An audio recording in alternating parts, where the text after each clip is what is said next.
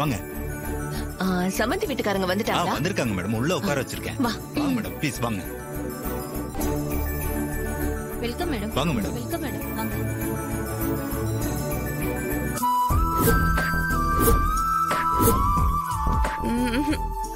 அது வாங்க மேடம். வா. என்ன மாதிரி புடவை பாக்குறீங்க மேடம்? நிச்சயத்துக்கு பாக்குறோம். சரிங்க மேடம், காட்டுறேன். நல்லா கிராண்டான புடவையா காட்டுங்கம்மா. எவ்வளவு விலையில பாக்குறீங்க மேடம்? விலையெல்லாம் முக்கியம் இல்ல, புடவை தான் முக்கியம். அந்த புடவை எடுங்க, மேல இருக்கே அது. நல்லா இருக்குல்ல? இந்த கிரீன் அழகா இருக்குல்ல? ஏய் ஸ்ரீஜா, நான் உனக்கு எடுத்து கொடுக்கிற முதல் gift புடவை. அது வேற மாதிரி இருக்கணும். லைஃப்ல மறக்கவே கூடாது. அதான் நல்லதா பாரு.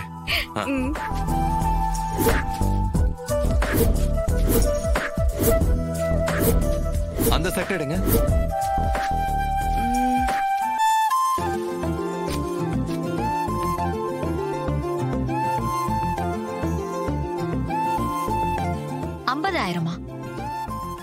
இந்த கலரும் நல்லா இருக்கு. 10, 100, 1000, 10,000.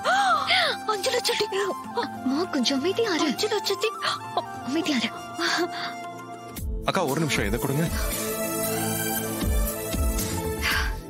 நல்லா இருக்குல்ல?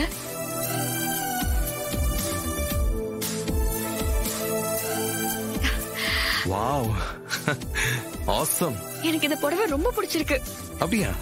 எனக்கு ரொம்ப பிடிச்சிருக்கு. இதே எடுத்துடலாமா?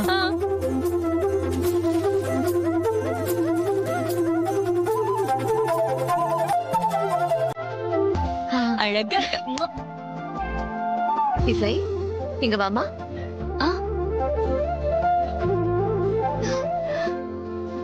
உனக்கு புடவைய நான் செலக்ட் பண்றேன். அந்த புடவை எடுங்க.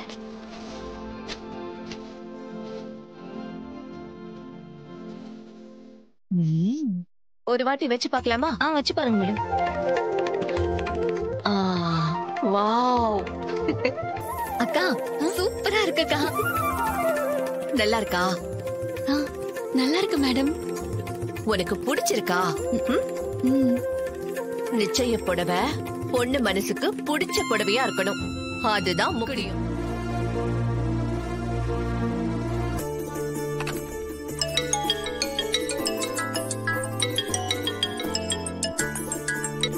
சொல்லுங்கம்மா.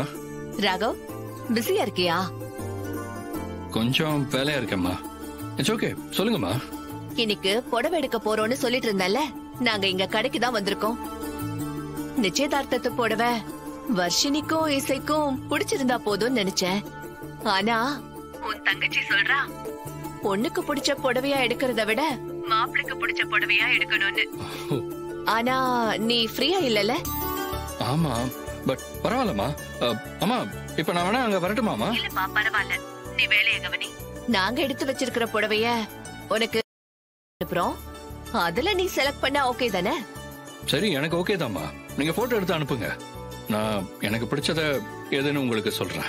சரிப்பா, நான் வர்ஷினி கிட்ட நம்பரை கொடுத்து போட்டோ எடுத்து அனுப்ப சொல்றேன். ஓகேம்மா.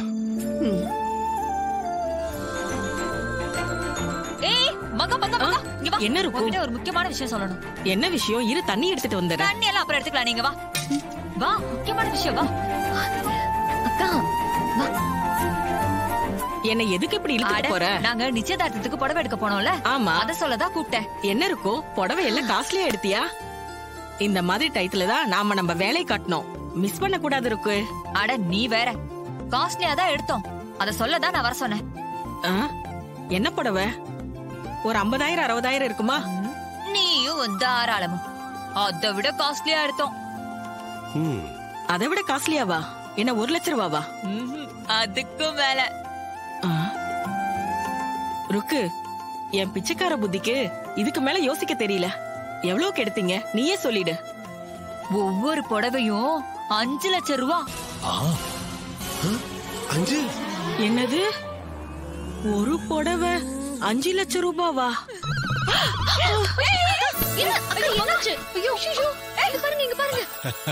அக்கா அக்கா என்னாச்சு? அதிகம் ஆயிடுச்சு. கொஞ்ச நேரத்துல எல்லாம் சரியாயிடும். நிச்சயதார்த்த புடவை எல்லாம் நல்லா இருக்கா பிடிச்சிருக்கா அதை மட்டும் தான் சொல்லணும். விலையெல்லாம் சொல்லவே கூடாது. அப்படி சொன்னா இப்படித்தான். பிடிச்சிருக்கா நல்லா இருக்காங்கிறது மட்டும் இல்ல, விலையும் முக்கியம் தான். சினிமாக்காரங்க 50,000 ரூபாய்க்கு புடவை கட்டினாலே நான் வாய் அடிச்சு பாப்பேன். இன்னைக்கு என் பொண்ணு 5 லட்சம் ரூபாய்க்கு புடவை கட்ட போறா. எப்பேற்பட்ட குடும்பத்துல வாழ போறான்னு நினைச்சா என்னால நம்பவே முடியலங்க. என்னாலயும் நம்ப முடியல ருக்கு.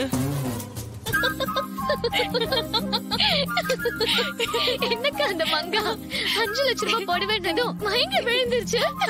அது எப்பவுமே அப்படிதான். அக்கா உனக்கு புடவை பிடிச்சிருந்துச்சா? ஏய் நான் தான் உன்னை ஃபர்ஸ்ட் கேட்கணும். உனக்கு உன் புடவை பிடிச்சிருக்கா? புடவை பிடிச்சிருந்துச்சுக்கா, பட் நீ தான் ரொம்ப லக்கி. ஏன் அப்படி சொல்ற? புடவை கலர் எதுவும் மாத்தணுமா? இல்ல இல்ல, நிச்சய புடவைய கட்டிக்க போறவரோட கையால எடுத்துக்கிறது ஒரு ஸ்பெஷல் ஃபீலிங். எனக்கு அது கொடுத்து வைக்கல. என் ஆள் போன்ல போட்டோ பார்த்து செலக்ட் பண்ணிட்டாரு. ஆனா உன் ஆளு நேர்லயே வந்துட்டாரே. அக்கா